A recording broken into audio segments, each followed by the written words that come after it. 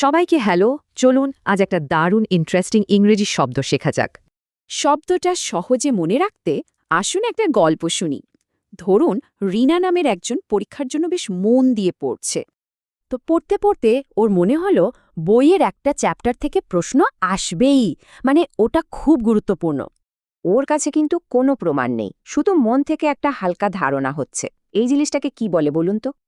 এই যে একটা অস্পষ্ট ধারণা বা হালকা অনুভূতি, ইংরেজিতে একেই বলে ইঙ্কলিং। চলুন শব্দটা নিয়ে জানি। তার মানে হলো ইঙ্কলিং কোনো নিশ্চিত ব্যাপার না, এটা জাস্ট একটা হালকা ইঙ্গিত বা মনের ভেতরকার একটা সন্দেহ। যেমন এই বাক্যটা খেয়াল করুন, এখানে বলা হচ্ছে সিইওর একটা আবছা ধারণা ছিল যে গ্রাহকদের পছন্দ পাল্টাচ্ছে। আবার দেখুন, এখানে আইনি দলের মনে একটা সন্দেহ ছিল যে নতুন আইনটা আদালতে গিয়ে ঝামেলায় পড়তে পারে। এই বাক্যে দেখুন, তার মনে একটা ধারণা ছিল যে প্রজেক্টটা সফল হবে, কিন্তু ডেটা হাতে পাওয়ার আগে সে নিশ্চিত ছিল না। তাহলে মূল কথাগুলো কি?